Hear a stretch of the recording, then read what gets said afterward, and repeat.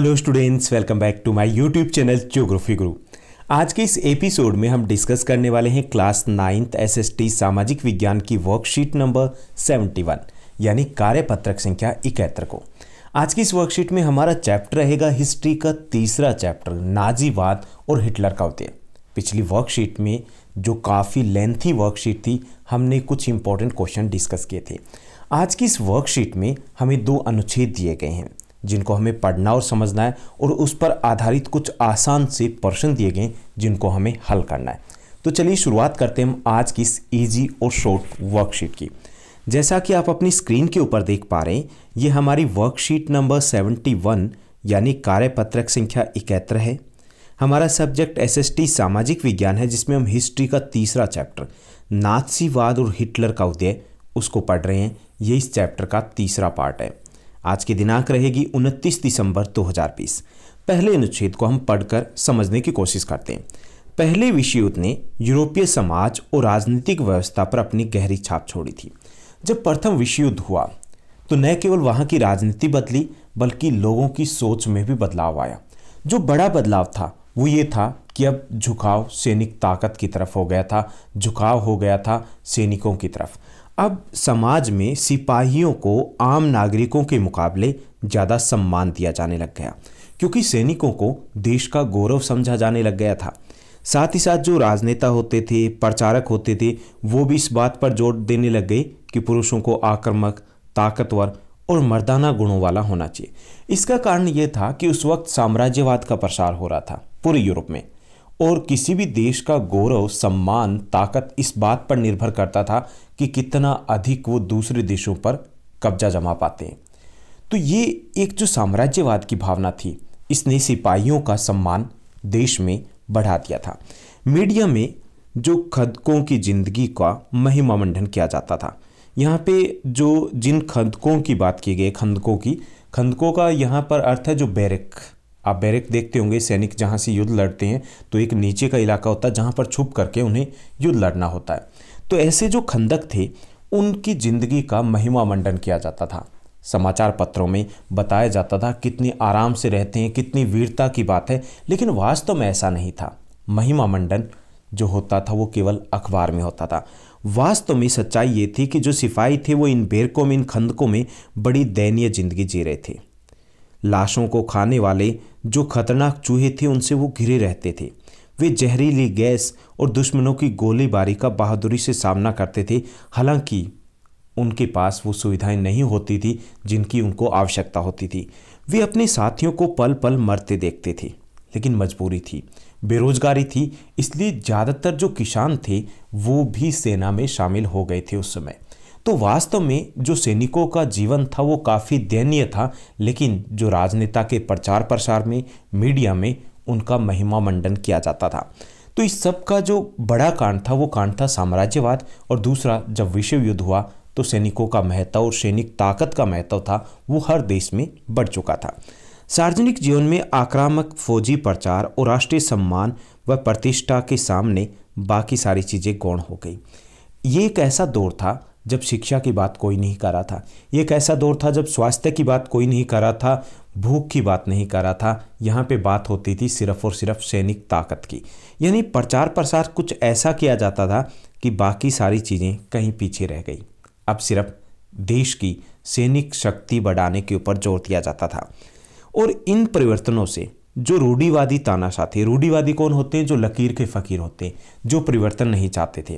पहले भी तो तानाशाही होते थे, जो राजशाही होता था, जो सम्राट होते थे, तो वो भी तानाशाह थे। तो अब दोबारा से वो रूढ़िवादी तानाशाही जो नेपोलियन युग था उसके वापस दिन आ गए थे।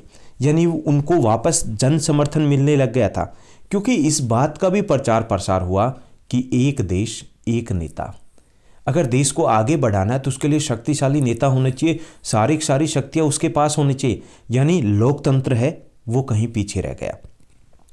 लोकतंत्र क्योंकि उस वक्त एक नया और बहुत नाजुक विचार था, तो वो लोकतंत्र था वो अलोकप्रिय हो गया। लोगों के सामने ऐसे प्रसारित किया गया कि लोकतंत्र में शक्तियां संसद के पास होती है, लोकतंत्र में बहुत सारे लोग होते हैं जिनके पास शक्तियां होती है, और ऐसा एक अच्छे सुदृढ़ राष्ट्र के लिए सही नहीं होता। सुदृढ़ राष्ट्र के लिए, मजबूत देश के लिए जरूरी है तानाशाही। तो तानाशाही है उसका भी महिमा मंडन होने लग गया था फिर से। तो ये हमने थोड़ा सा पढ़ा कि प्रथम विश्व युद्ध के दौरान यूरोप में, वहाँ के समाज में, वहाँ की राजनीति में क्या बदलाव आए और कैसे तानाशाही लोकप्रिय होने लग गई। अब हम दूसरे जो अनुच्छेद है उसकी तरफ चलते हैं, उसके बाद प्रश्नोत्तर हमें हल करना है। दूसरा जो अनुच्छेद है बहुत इंपॉर्टेंट अनुच्छेद है, हम हिटलर और उसकी लोकप्रियता के बारे में जानने की कोशिश करेंगे। इसमें हिटलर एक ज़बरदस्त वक्ता था, बेहतरीन उसमें भाषण कला थी, उसका जोश और उसके शब्द लोगों को हिलाकर रख देते थे। इवन अगर हम बात करें उनके शत्रुओं की तो वो भी उसके भाषण कला के कायल थे उस वक्त। वह अपने भाषणों में एक शक्तिशाली राष्ट्र की बात करता था, वर्साय की संधि में हुई नाइंसाफी के प्रतिशोध की बदला लेने की बात करता था, जर्मन समाज को खोई हुई प्रतिष्ठा वापस दिलाने की बात करता था। उसका वादा था कि वह बेरोजगारों को रोजगार, नौजवानों को एक जो सुरक्षित भविष्य देगा। उसने आश्वासन दिया कि वह देश को विदेशी प्रभाव से मुक्त कराएगा, तमाम विदेशी साजिशों का मुंह तोड़ जवाब देगा। यानी हिटलर ने दुखती रग पर हाथ रखा था। उस वक्त जो जर्मनी के लोग थे वो बेरोजगारी से त्रस्त थे, भूखमरी से त्रस्त थे, वो अपमानित महसूस कर रहे थे वर्साय की संधि के बाद, और देश जो बेहद कमज़ोर हो चुका था उसकी वापस प्रतिष्ठा चाहते थे। हिटलर को पता था, उसने उन्हीं बातों को अपने वादों में शामिल किया कि अगर मैं शक्ति यानी सत्ता में आता हूँ, अगर मुझे शक्ति मिलती है, अगर मुझे पावर मिलती है, अगर मुझे सरकार की बागडोर मिलती है, तो मैं देश की प्रतिष्ठा वापस लौटा दूंगा, प्रतिशोध लूंगा, मैं बदला लूंगा। वर्साय की संधि का जो बेरोजगार हैं उनको रोजगार दिया जाएगा, देश फिर से ऊपर होगा, देश फिर से आगे होगा, एक शक्तिशाली राष्ट्र होगा जर्मनी। तो ये सब कुछ वादे किए हिटलर ने, और उस वक्त क्योंकि लोग इन्हीं समस्याओं से जूझ रहे थे तो उन्हें ये हिटलर के वादे काफ़ी लुभावने लगे। हिटलर ने राजनीति की एक नई शैली भी रची जो उस समय नया था तरीका। वह लोगों को गोलबंद करने के लिए आडंबर, प्रदर्शन की अहमियत समझता था कि प्रदर्शन, भीड़ दिखाइए। आधे लोग तो ऐसे होते हैं जो भीड़ के पीछे हो जाते हैं, उन्हें इस बात से मतलब नहीं होता कि क्या हो रहा है क्या नहीं हो रहा। तो उसने ये समझा कि आडंबर करना कितना ज़रूरी है, दिखावा करना कितना ज़रूरी है, प्रदर्शन करना। हिटलर के प्रति भारी समर्थन दर्शाने और लोगों में परस्पर एकता का भाव पैदा करने के लिए जो नाजी पार्टी थे, उन्होंने सोची समझी चाल के तहत बड़ी बड़ी रैलियाँ, जनसभाएं ये आयोजित की जो पहले कभी नहीं होती थी। लेकिन उन्होंने इन रैलियों का, जनसभाओं का एक सिलसिला शुरू किया ताकि लोगों के मन में एक भाव पैदा हो, एक ये विचार पैदा हो कि हिटलर है वो लोगों में पॉपुलर होता जा रहा है, काफ़ी ज़्यादा लोकप्रिय होता जा रहा है। तो ये सब कुछ एक नया तरीका था हिटलर का।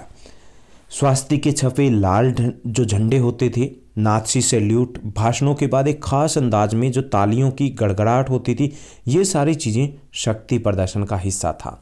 यानी एक नया भ्रम पैदा किया गया था, एक नया नेता कह सकते हैं हिटलर को बनाया गया था उस वक्त। उसको, हिटलर को एक ऐसे नेता के तौर पर प्रस्तुत किया गया था जिसका मुकाबला उस वक्त जर्मनी में कोई और नेता नहीं कर सकता था। तो ये तो अनुच्छेद की बात हुई। अब हम प्रश्नोत्तर की तरफ बढ़ते हैं। आज की इस वर्कशीट में हमें 10 आसान से प्रश्न दिए गए। पहले अनुच्छेद पर आधारित प्रश्न है। पहला जो प्रश्न दिया गया, सही विकल्प का चयन कीजिए। यूरोपीय समाज और राजनीतिक व्यवस्था पर अपनी गहरी छाप किसने छोड़ दी थी?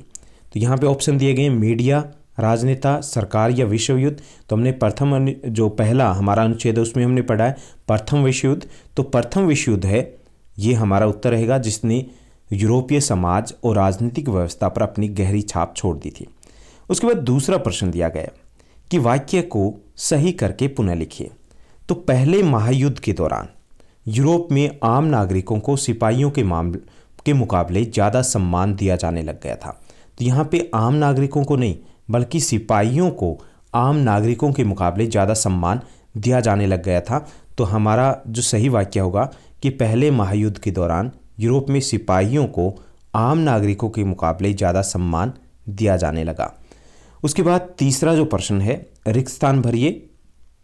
हमें वाक्य दिया गया, असल में सिपाही खंदकों में बड़ी जिंदगी जी रहे थे, बड़ी खालिस्तान जिंदगी जी रहे थे। यहाँ पे खंदक आएगा, खंदकों में, ओके, बेरक। तो यहाँ पे हमारा उत्तर रहेगा दयनीय। सिपाही, असल में सिपाही खंदकों में बड़ी दयनीय जिंदगी जी रहे थे। उसके बाद चौथा जो प्रश्न दिया गया, चौथा प्रश्न है कि पहले महायुद्ध में किन की जिंदगी दयनीय थी और क्यों। तो पहले महायुद्ध के दौरान सिपाहियों की जिंदगी दयनीय थी क्योंकि वह लंबे युद्ध का हिस्सा थी, जहां लाशों को खाने वाले खतरनाक चूहों, जहरीली गैस और दुश्मनों की गोलीबारी से जूझना पड़ता था। उसके बाद पांचवा प्रश्न दिया गया, रूढ़िवादी तानाशाहों को व्यापक जन समर्थन क्यों मिल रहा था। हमने पहले अनुच्छेद में पढ़ा था कि प्रथम विश्व युद्ध के बाद जो तानाशाह थे वो लोकप्रिय होते जा रहे थे। इसके कारण बताना है हमें कि क्या कारण था। तो लोकतंत्र की अलोकप्रियता के कारण, आक्रामक जो फौजी प्रचार के कारण, राष्ट्रीय सम्मान की चाह में रूढ़िवादी तानाशाह को व्यापक जन समर्थन मिल रहा था, क्योंकि माहौल ही ऐसा था। जो लोकतंत्र था वो अलोकप्रिय हो चुका था, आक्रामक फौजी प्रचार किया जा रहा था, राष्ट्रीय सम्मान की चाह थी और उसके लिए एक ही समाधान था, तानाशाही। तो इसलिए तानाशाह उसको व्यापक जन समर्थन मिल रहा था, यानी लोकप्रिय होते जा रहे थे। उसके बाद दूसरा अनुच्छेद है हमारा जिस पर आधारित प्रश्न दिए गए। पहला जो प्रश्न दिया गया, हिटलर ने खालिस्तान की एक नई शैली रची। जो खालिस्तान दिया गया, यहाँ पे आएगा राजनीति। हिटलर ने राजनीति की एक नई शैली रची थी। उसके बाद दूसरा जो प्रश्न दिया गया कि सत्य व असत्य बताइए। हिटलर एक ज़बरदस्त वक्ता नहीं था, तो ये बिल्कुल सही नहीं है, तो असत्य है, हिटलर एक ज़बरदस्त वक्ता था। उसके बाद तीसरा प्रश्न दिया गया, हिटलर के लिए भारी जन समर्थन दर्शाने के लिए नात्सियों ने क्या किया। तो हिटलर के लिए भारी जन समर्थन दर्शाने के लिए नात्सियों ने बड़ी बड़ी रैलियां और जनसभाएं आयोजित की थी। उसके बाद चौथा प्रश्न दिया गया, वाक्य को सही करके पुनः लिखिए।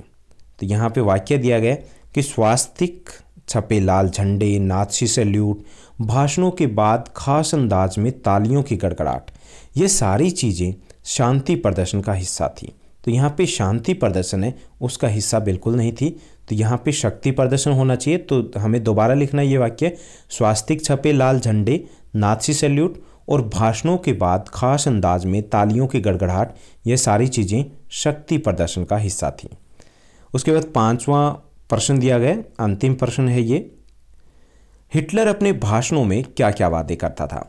हिटलर अपने भाषणों में देश के गौरव को वापस लौटाने और शक्तिशाली राष्ट्र निर्माण का वादा करता था।